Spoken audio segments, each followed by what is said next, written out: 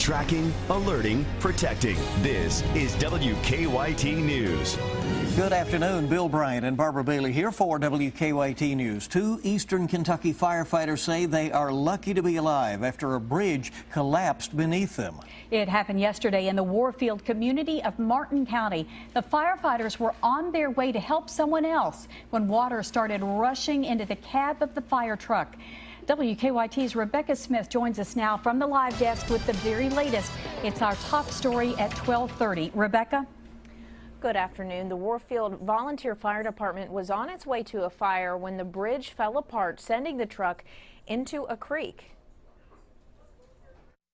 Rhonda Estep and Gregory Alley were riding in the department's main fire engine when they tried to cross a bridge on Blackburn Cemetery Road. And the next thing I know, the cab of the engine is tilting back up into the driver's side in the air. And a little blurry after that, I mostly remember red lights, hillside, and then water rushing into the cab of the engine. The bridge collapsed, sending the fire truck into the creek below. Alley helped Estep escape while he remained trapped with the water rising rapidly. I was thinking about getting my partner out. That's what I was thinking about. That's the only thing I was thinking about. I was thinking about my daughter and my son, actually. I had just gotten off the phone with my daughter not 30 minutes prior to, and it just broke my heart that she may not get to talk to me again. Tough. Very tough. Both firefighters made it out with the help of other first responders. Alley suffered a torn rotator cuff while Estep had several torn muscles. And doctors expect both firefighters to make a full recovery after physical therapy. Alley and Estep have known each other for more than 20 years, so quite the ordeal to have gone through together. At the live desk, Rebecca Smith, WKYT. And the fire official said the truck cannot be repaired. Combined with the loss of equipment in the collapse, the department is out about $300,000. Warfield firefighters said now they'll have to rely on assistance from departments in nearby Inez and Kermit, West Virginia. We're working to learn more today about possible charges that may be filed after an airsoft pellet gun was fired at the University of Kentucky, causing a campus lockdown. Fayette County Attorney Larry Roberts has told us that UK police plan to file disorderly conduct second-degree charges in the case. He didn't know who would be charged. 4 UK football players were involved in the incident, including Dorian Baker, Drew Barker, Tamir DeBose, and Stanley Williams. Students on campus that night thought the shots fired on campus were serious because it scared so many people, but they're not sure anyone should face criminal charges when we talked with some. Everybody was in such a panic. It was pretty scary. I mean, people's moms were calling them. It was bad. UK football coach Mark Stoops says that the 4 freshman players will be suspended for this weekend's game with South Carolina in connection with the incident. A Richmond motel fire could have ended much worse yesterday as the hotel didn't have working smoke detectors. The Country Hearth Inn caught fire Monday afternoon, and now officials have condemned it. Fire officials say a hot plate is likely the cause of the fire. Everyone got out safely, and people who live in the motel say they're grateful they have a place to stay. Considering the extent of the damage and the fact that owners of the motel have been able to step up and give everybody a room and take care of them, that's a real blessing there. State investigators have stayed at the scene today because the smoke alarms didn't go off at the motel. 2 missing college students in Virginia are now both believed to be linked to the same man. Police say forensic evidence has linked the suspects in both cases. 32-year-old Jesse Matthew Jr. was arrested in connection to missing Hannah Graham and might be tied to the death of Virginia Tech student who was later found dead. Officials are optimistic that they will find Graham alive. It's our hope that we'll be able to bring her back to her mom and dad. The other student, Morgan Harrington, was found dead in a hayfield after disappearing back in 2009. And in Arkansas, a man has been arrested in connection to the murder of a real estate agent. 33-year-old Aaron Michael Lewis was picked up Monday on suspicion of kidnapping 49-year-old Beverly Carter. Carter's body was found in a shallow grave at a concrete company about 25 miles outside of Little Rock. Lewis is being held in county jail on $1 million bond. There's a possible new risk for childhood obesity. And researchers issue a warning for a headache medication. Ebony Williams has details in this Better Living report. A new study shows a link between antibiotics and childhood obesity. Researchers at the Children's Hospital of Philadelphia studied data on tens of thousands of children. They found children under 2 who took antibiotics to fight multiple bacteria were more likely to be overweight or obese by age 4. When it comes to treating headaches, fibromyalgia, and chronic low back pain, consider staying away from opioids. That's according to the American Academy of Neurology. The group warns the risk of death, overdose, and addiction far outweighs any benefits. Studies show half of patients taking opioids such as oxycodone and hydrocodone for at least 3 months are still taking them 5 years later. And new research shows information is lacking on implanted medical devices. Companies that make hip implants and other FDA-cleared surgical devices are legally required to submit data on safety and effectiveness. But a team at the National Center for Health Research says that's not happening.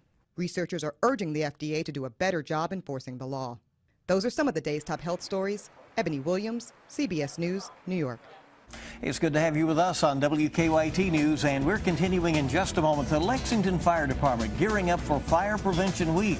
We'll tell you about the big festival and parade coming to downtown. Also, Hops That Help, a preview of Oktoberfest to benefit a local preschool. And is your pet microchipped? Why, that's pretty important. And we're looking outside. It's all about the temperatures across the region, not just for today, but the next several days. Because as we get close to the weekend, if you haven't heard about it now, you haven't been watching the news the past couple of days, big time cold front. I'll show you those numbers coming up. Lexington Fire Department is kicking off Fire Prevention Week with a fire prevention festival and parade. We're joined now by Kyle Branham with the Lexington Fire Department and Alex Brown, the junior fire chief, to tell us all about it. Welcome. We're so glad you came in today. Congratulations. Thank you. Yeah, and we'll talk about your role in just a moment. But first, let's talk here with Kyle Branham. Why is an event like this so important? It's extremely important. We're able to teach the youth different teaching points as far as fire safety goes. We've got 8 different fire safety stations that we're going to be able to teach them on Sunday, and it's something that hangs with them throughout the year. Alex, this is such an honor, and we congratulate you on that. Tell us what it was, the concept, the poster you have here, the essay that you wrote that helped you earn this honor. Well, the essay was really good. My parents thought it was really good, and that they think my drawing skills are great, and I love drawing, so I decided to do both of them. What did you want people in that essay to learn? Well, that smoke alarms could save lives, and that if they don't have like working smoke alarms, that you could, have danger in your consequences. Very important reminder. Yeah. Yes. And really, it is very interesting that it is younger people so often in the home who make all the difference, don't they? They're the ones giving the reminders to the parents to test the smoke alarms once a month, make sure the batteries are changed, and make sure that they're operational. The festival and parade, when is it going to be? Sunday, October the 5th. The festival is 3 to 6 p.m. You're going to get the chance to ride a fire truck. All the food is free. It's going to be a great time for the family. The parade follows at 6:45. And Alex, you're looking forward to that, the Yes, festival and the very. parade, right? Yeah. All right. You'll be waving to everybody? All right. Wonderful. Thank you for coming. Thank you. Good luck with it. Thanks. Well, craft beer, award-winning barbecue, you can sample it next weekend at Oktoberfest. Details on Hops That Help coming up on WKYT. We're glad you're with us today. If you're a fan of craft beer, you'll want to be a part of Oktoberfest Hops That Help. They have a lot planned, and Sharice Bouchard, who's executive director of Growing Together Preschool, and board member Melanie Gabbard are here to talk about the upcoming fundraiser and to tell us something about the place as well. Thanks for coming. Glad you're here. Growing Together is a very special school. Tell us about it. We like to think so.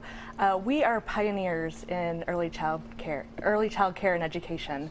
We were the first program in the area to have children with and without disabilities in the same program before inclusion was a mainstream thing. And this year we launched the first Kentucky Proud Farm to Preschool program.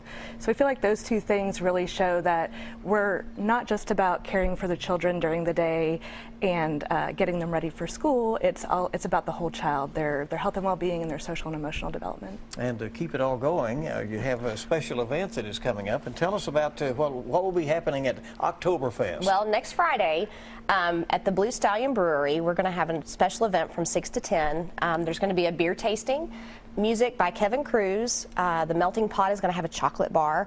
And my husband, Jesse, is actually going to be providing barbecue for the event. So it's going to be a great event with fundraising with raffle baskets, silent auction items, all kinds of stuff. So we hope everybody comes out to have a really good time that night. You've been working very hard on that, I can tell. Yes, we have. How essential is it to your school that events like this are taking place? It's very essential, and not just with nonprofit schools like Growing Together, but in all schools, it's very difficult to run a program on what parents can afford to pay for tuition.